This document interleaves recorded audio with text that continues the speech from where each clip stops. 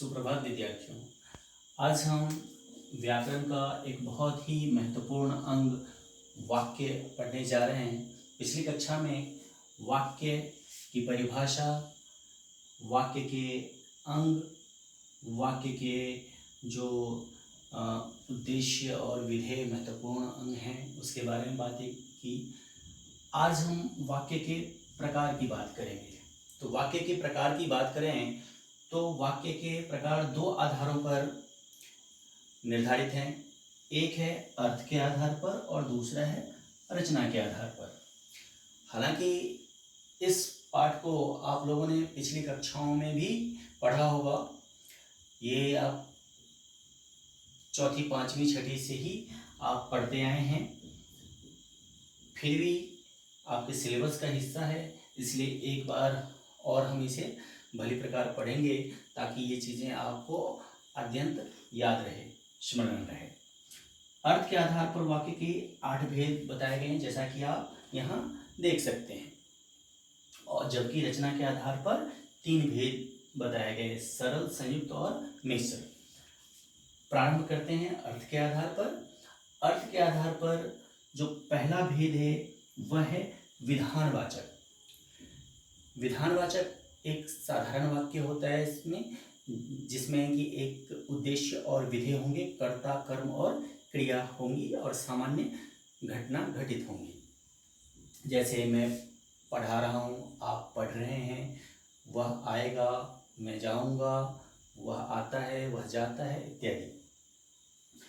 दूसरा निषेधवाचक। निषेध का मतलब है मना करने से, नकारात्मक वाक्य से। तो वह वाक्य जिसमें नकारात्मकता सूचित हो, जैसे आज मैं नहीं खेलूंगा, तो यहाँ मैं मना कर रहा हूँ, यहाँ मत आओ, वहाँ मत बैठो। तो क्या हो रहा है कि मैं मना कर रहा हूँ, नकारात्मक चीज़ें हो रही हैं इस कारण से। तो ऐसे वाक्य जहाँ हो वह निषेधवाचक वाक्य कहलाते हैं। तीसरा है प्रश्नवाचक। बेहद सरल है कि वह वाक्य जिसमें प्रश्न निर्मित हो, प्रश्न किए जाएं, पूछे जाएं। तो ऐसे वाक्य जैसे तुम्हारा क्या नाम है, तुम कहाँ गए थे। तो ये जो WH फैमिली वाले कब, कहाँ, कैसे, क्यों, इस तरह से और वाक्य में प्रश्न किए जाएं, तब वह प्रश्नवाचक वाक्य कहलाता है। अगला है इच्छावाचक। इच्छावाचक में आपकी इच्छाएं, आपकी जो आशीर्वचन हैं, शुभकामनाएं आप देते हैं, आशीर्वाद देते हैं किसी को। तो इस जैसे कि आयुष्मान भव, सदा खुश रहो।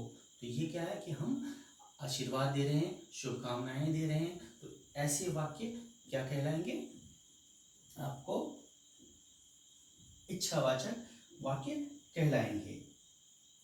अगला है जिसमें संदेहवाचक, कि कार्य के होने या करने में संदेह व्यक्त किया जाए। जैसे शायद कल मैं दिल्ली जाऊं, पक्का नहीं है, संदेह है इसमें, इस कारण से यह वाक्य क्या कहलाएगा, संदेहवाचक वाक्य कहलाएगा। अगला है आज्ञावाचक। आज्ञावाचक में आपको आज्ञा देना, आदेश देना। जैसे शांति से बैठ जाओ, शांत हो जाओ, सभी खड़े हो जाइए। तो इस तरह के वाक्य जिसमें आपको आज्ञा, आदेश दिए जाएं, ऐसे जो वाक्य होंगे बोध कराने वाले, वो आज्ञार्थक या आज्ञावाचक होंगे। संकेतवाचक। संकेतवाचक में एक क्रिया का होना दूसरी क्रिया पर निर्भर करे, किसी ओर संकेत किया जाए, तो ऐसे वाक्यों को संकेतवाचक वाक्य कहते हैं। जैसे यदि अच्छी बारिश हुई होती तो फसल भी अच्छे उगते, या यदि उसने मेहनत की होती तो आज उत्तीर्ण हो गया होता। तो एक काम का दूसरे काम पर होना यहाँ निर्भर कर रहा है, संकेत कर रहा है। तो ऐसे वाक्यों को संकेतवाचक वाक्य कहते हैं। और आखिर में जो है विस्मयवाचक, कि जिसमें सुख दुख हर्ष प्रशंसा इत्यादि का भाव व्यक्त हो। आहा, कितने अच्छे फूल खिले हैं, वाह क्या खूब बल्लेबाजी करता है। तो इस तरह के छी छी कितनी बदबू है। तो इस तरह के जो आपके विभिन्न प्रकार के जो मनोभाव हैं उसको व्यक्त करने वाले जो वाक्य होते हैं उसे विस्मयवाचक वाक्य कहते हैं। तो प्यारे विद्यार्थियों, अर्थ के आधार पर जो ये 8 भेद हैं, आप अपने पुस्तक में इसे ध्यानपूर्वक देखिएगा, एक ज़्यादा से ज़्यादा उदाहरण देखिएगा ताकि ये चीज़ें और ज़्यादा स्पष्ट हो जाए। अब हम बात करेंगे रचना के आधार पर। रचना के आधार पर 3 भेद हैं वाक्य के। सरल वाक्य, तो इधर जो विधानवाचक वाक्य हैं वो यहाँ सरल वाक्य, जिसमें सामान्य तौर पर एक उद्देश्य या एक विधेय होते हैं, एक उद्देश्य और एक विधेय होते हैं। कर्ता कर्म और क्रिया सामान्य स्थिति से होते हैं। जैसे कि इस जितने भी उदाहरण विधानवाचक के होंगे वो सब सरल वाक्य के भी उदाहरण होंगे। संयुक्त, संयुक्त का मतलब होता है जोड़ना। तो इसमें 2 उपवाक्य जो कि स्वतंत्र होते हैं वो किसी योजक शब्द से जब जुड़ते हैं तो योजक में किंतु, इसलिए, कि, अथवा इत्यादि बहुत सारे योजक शब्द हैं। तो उनसे जब ये जुड़ते हैं तो वे संयुक्त वाक्य कहलाते हैं। जैसे मैं पढ़ा रहा हूँ, आप पढ़ रहे हैं, दोनों स्वतंत्र उपवाक्य हैं और इसको हमने जोड़ दिया और से, कि मैं पढ़ा रहा हूँ और आप पढ़ रहे हैं।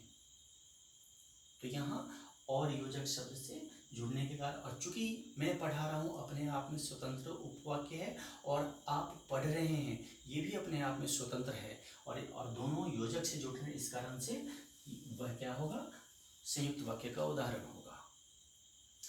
मिश्र वाक्य में क्या होगा, संयुक्त और मिश्र का अंतर आप लोग बहुत ही ध्यानपूर्वक देखें।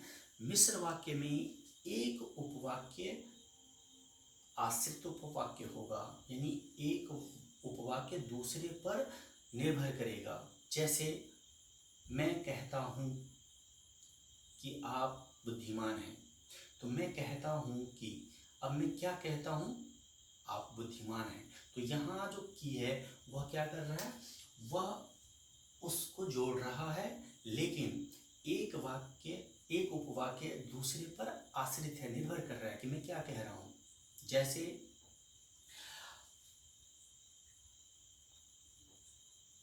ये यहाँ जो संकेतवाचक का था कि यदि वर्षा हुई होती या यदि उसने मेहनत की होती तो अवश्य पास हो जाता।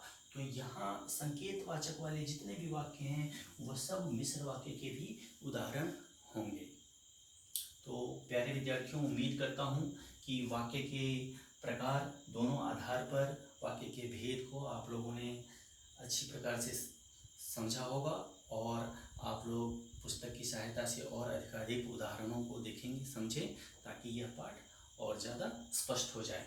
इसमें प्रश्न कई आधार पर किए जाते हैं। एक तो आपको वाक्य दे दिया जाएगा और पहचानने के लिए बताएगा कि इसमें यह अर्थ के आधार पर बताइए कि वाक्य का कौन सा भेद है। तो आपको उसमें इनके लक्षणों को, इनकी परिभाषाओं को देखते हुए आपको उसमें चूज करना है, चुनना है होगा कि यह किस में फिट बैठ रहा है और उस हिसाब से आप उसका जवाब देंगे। दूसरा होगा कि हमने परिभाषाएं हालांकि बहुत कम पूछे जाते हैं, आजकल ज़्यादा से ज़्यादा उदाहरण द्वारा ही पूछे जाते हैं। इसमें आता है, इसमें वाक्य परिवर्तन करने के लिए भी आपको आता है, इसमें भी और इसमें भी, कि साधारण विधानवाचक है उसको प्रश्नवाचक में कैसे बदलेंगे, संदेहवाचक में कैसे बदलेंगे, आज्ञा में कैसे बदलेंगे, कि इसी तरीके से सरल वाक्य है उसको संयुक्त में कैसे बदलेंगे, संयुक्त को सरल में कैसे बदलेंगे, संयुक्त को मिश्र में कैसे बदलेंगे, मिश्र को सरल में कैसे बदलेंगे, अथवा संयुक्त में कैसे बदलेंगे।